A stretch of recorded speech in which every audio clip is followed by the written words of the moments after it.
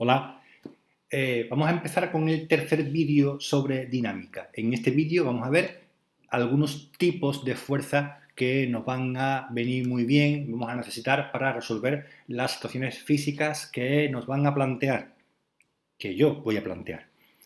Vamos allá. Lo primero, vamos a ponernos de acuerdo en cómo representar la fuerza para que cada uno no la pinte como quiera. ¿Cómo se pintan las fuerzas? Bueno, las fuerzas, recordad que son vectores, se representan esos vectores por, entre comillas, flechas.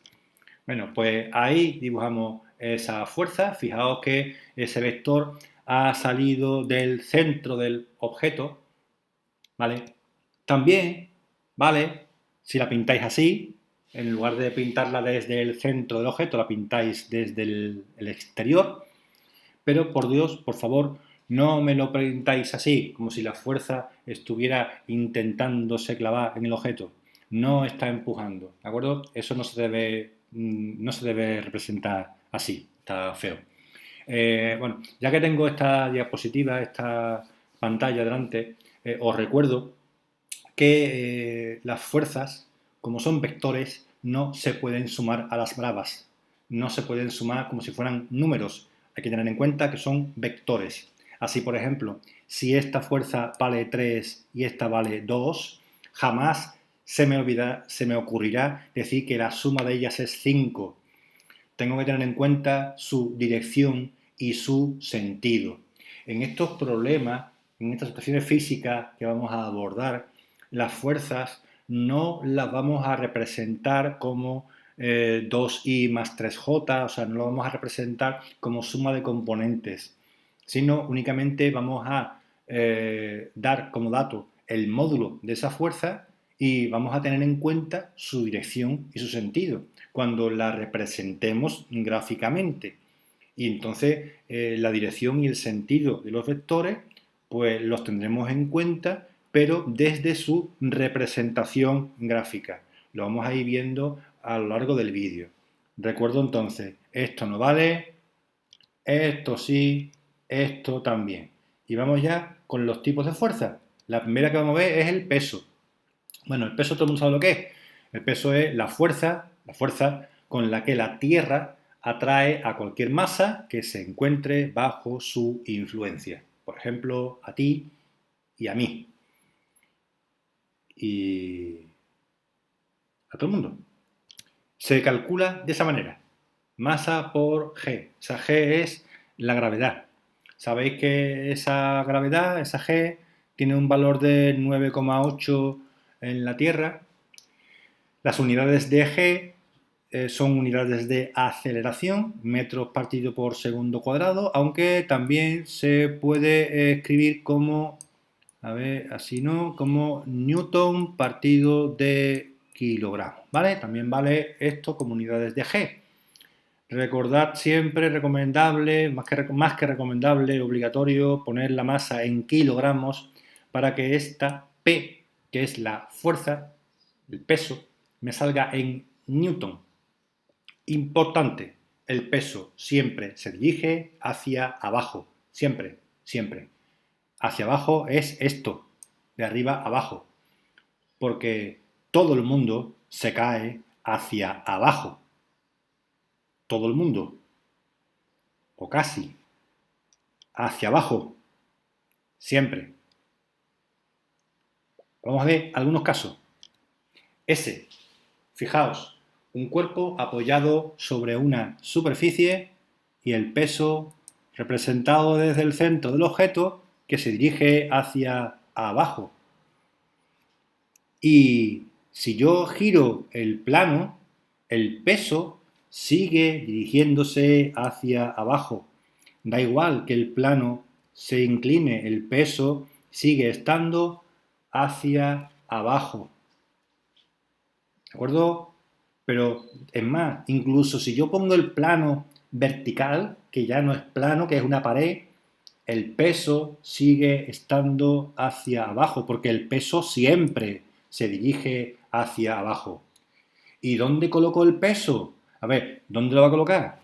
Encima del objeto y hacia abajo.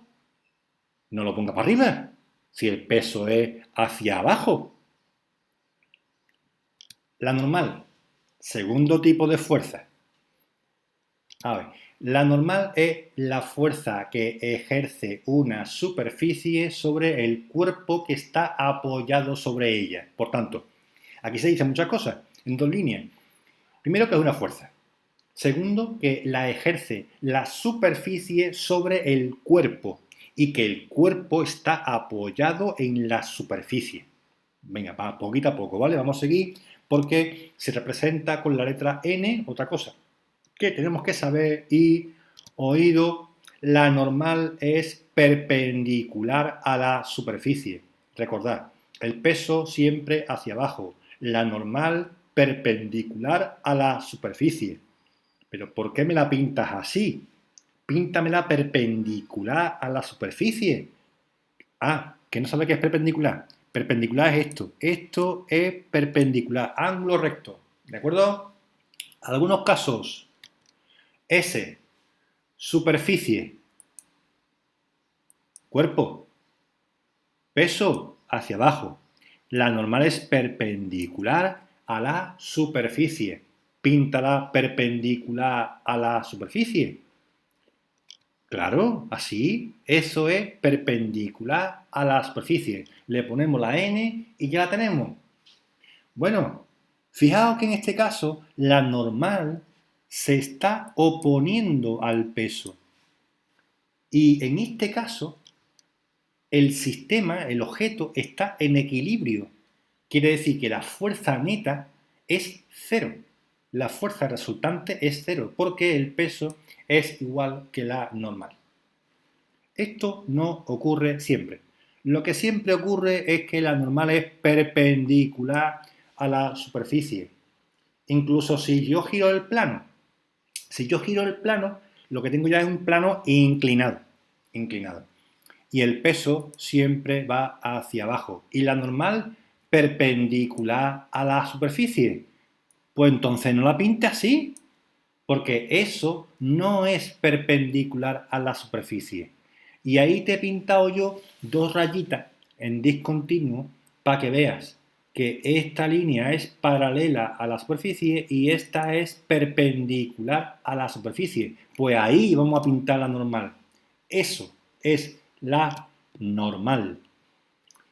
Pero en este caso, claro, no hay equilibrio, porque la normal no es igual al peso.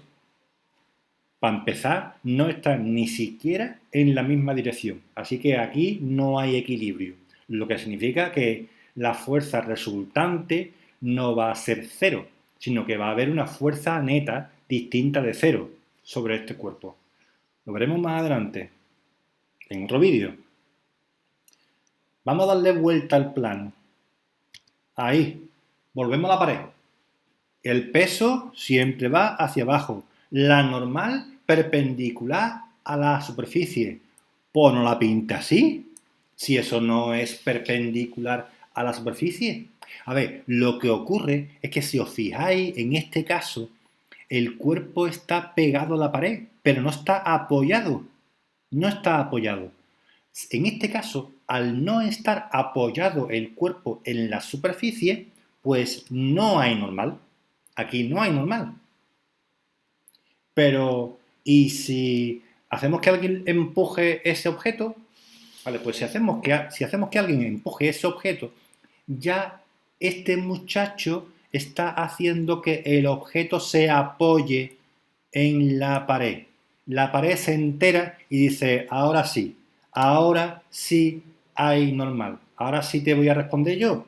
Y te respondo con la normal, que es perpendicular a la superficie. Perpendicular es esto. Ahí tengo que pintar la normal. Y como la normal es superficie sobre el objeto, pues la tendré que pintar así. Esa es la normal. Esa normal se está oponiendo a la fuerza que está haciendo el rubio contra el objeto. ¿Bien? Bueno, seguimos con la fuerza, el rozamiento. Bueno, ¿qué es el rozamiento? Es una fuerza que representamos como F sub R, que aparece cuando un cuerpo se desplaza deslizándose sobre una superficie. Ahí aparece una fricción, ese rozamiento. Bueno, también puede aparecer cuando un objeto se desplaza a través de un fluido, un líquido o un gas. Lo he puesto esto en gris en lugar del negro porque esto en concreto no lo vamos a estudiar en este curso. No vamos a estudiar el rozamiento debido a esto. Vamos, básicamente es lo que ocurre cuando un coche circula por la carretera, que el aire le da y el aire lo frene. Por eso los fabricantes siempre buscan que sus máquinas pues tengan el más óptimo coeficiente aerodinámico para minimizar ese rozamiento y por tanto ahorrar combustible, conseguir aprovechar más la potencia del motor. La fuerza de rozamiento siempre se opone al movimiento. Recordad, el peso siempre hacia abajo, la normal perpendicular a la superficie, el rozamiento en contra del movimiento. Bueno, ¿de qué depende la fuerza de rozamiento? Pues depende de dos cosas o tres. La primera, la normal. A ver, el rozamiento depende de la normal. Es incorrecto, o al menos no es del todo correcto, decir que el rozamiento depende del peso. ¿Vale? Cuidado, cuidado. Depende de la normal, porque la normal a veces es el peso, pero a veces no lo es.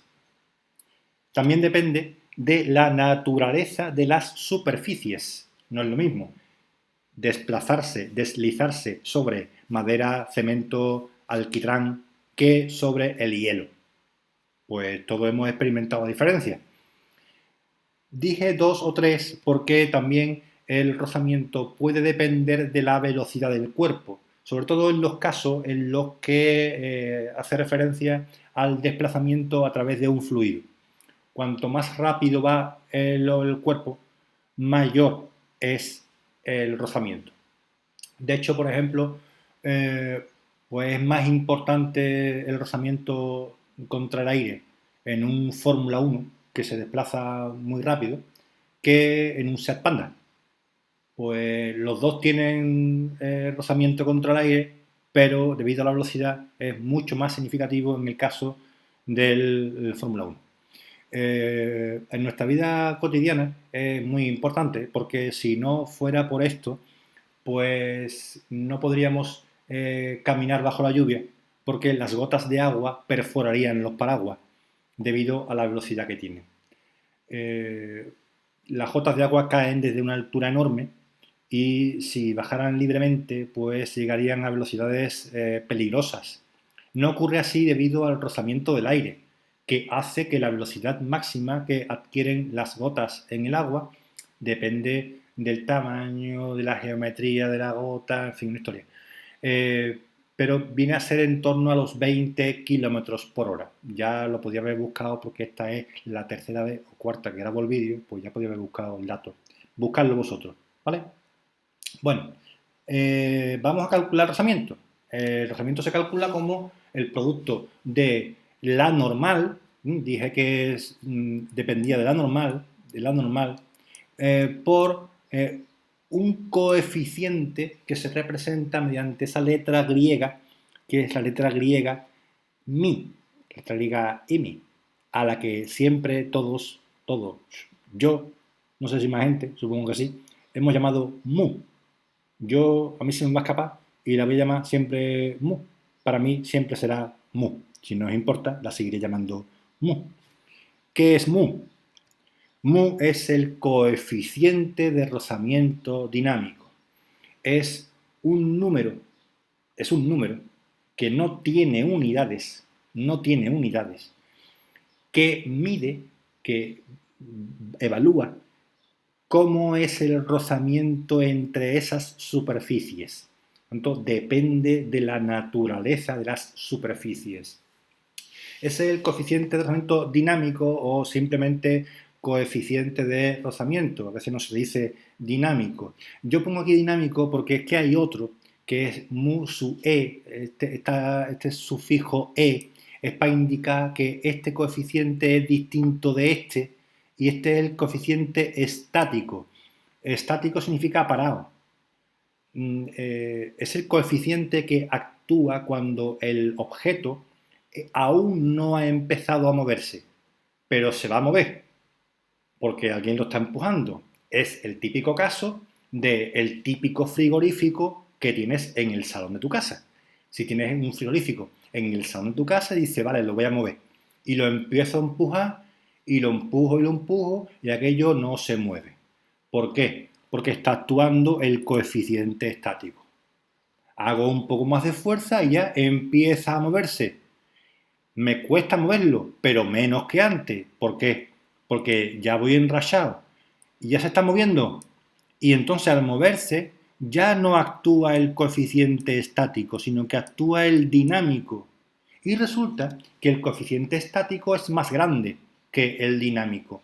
Por tanto, el rozamiento cuando el objeto está parado es más grande que cuando el objeto se está moviendo. Lo difícil es empezar, una vez que se empieza ya, va mejor el frigorífico. Vamos a ver cómo representamos este rozamiento. El rozamiento siempre se opone al movimiento. ¿Recordáis este dibujito de aquí, que era el dibujito del cuerpo apoyado sobre un plano, con su peso, su normal, todos sus avíos? Vamos a ver, se está moviendo hacia la derecha. Pues entonces, como el rozamiento siempre se opone al movimiento, ¿para dónde lo pinto? Pues para la izquierda. Siempre se opone. ¿Que me muevo hacia la derecha? Pues voy hacia la izquierda. Cuidado. Ahí está el fuerza de rozamiento, el signo de la fuerza. Si esto es el signo positivo, el rozamiento me va a quedar negativo. Cuidado. Y recordad que esto del signo, pues es un poco arbitrario. Tú eliges. Pero aquí tiene cuidado. Aquí tiene cuidado porque el cuerpo se está moviendo en este caso para la derecha. Pero ¿y si se mueve para la izquierda? ¿Y si el sentido del movimiento ahora para la izquierda? Pues el rozamiento va a ir hacia la derecha. Ese es el rozamiento. Siempre se opone al movimiento. O hacia el movimiento que se está produciendo o hacia el movimiento que se va a producir. Y el signo importa. Y el signo lo elegís vosotros, pero lo elegís. Y una vez que lo elegís, sois coherente con esa elección. Seguimos. Vamos a inclinar el plano. Ahí tenemos un objeto que este ya lo conocéis. Está el peso, la normal esa que hemos colocado de muerte. El rozamiento siempre se opone al movimiento. Cuidado con el signo. ¿Para dónde se va a mover esto? ¿Para dónde se va a mover esto? Hacia abajo. Parece que es lo más normal, ¿no? Vale, vamos a suponer que es hacia abajo. Entonces, el rozamiento, ¿hacia dónde lo pinto? Pues ¿para dónde lo va a pintar? En sentido contrario al movimiento. Si el sentido del movimiento es para abajo, pues tú lo pintas para arriba, pero paralelo al movimiento. Paralelo al movimiento. ¿De acuerdo? Venga, vale. Va bien, ¿no? Vamos de nuevo a la pared. Cuidado con el signo de las fuerzas. Ahí tenemos la pared. Recordad que en este caso no hay normal. Y si no hay normal, no hay rozamiento. Porque mu por 0 es 0. Aquí no hay rozamiento. Si no hay normal, no hay rozamiento. Pero viene este muchacho, el rubio, y empuja el objeto. Y ahora hay una fuerza que está haciendo el rubio contra el objeto, y el objeto es la fuerza con que el objeto actúa contra la pared. Y a la pared entonces ya ahí sí hay normal, como recordaréis, esta normal que pintábamos así, ¿recordáis? Vale, pues sí hay normal, ¿vale? Esa N, ahora sí hay rozamiento, sí hay rozamiento. ¿Hacia dónde? Vamos a ver, ¿esto para dónde iría? Pues iría para abajo, ¿no? Para abajo. Bueno, pues entonces el rozamiento lo vamos a pintar al contrario, porque el rozamiento siempre se opone al movimiento, ¿vale? Entonces ahí estaría la fuerza de rozamiento? Bueno, como veis es fácil. El peso para abajo, la normal perpendicular a la superficie, el rozamiento siempre en sentido contrario al movimiento, ¿vale? 3 pautas muy sencillitas. Bien, hemos terminado con el vídeo, ¿vale? Donde hemos visto los tipos de fuerza y demás. Recuerdo que hemos empezado por el peso, pero también hemos visto el rozamiento, hemos visto la normal, al principio hemos visto el peso y con esto hemos terminado esta parte.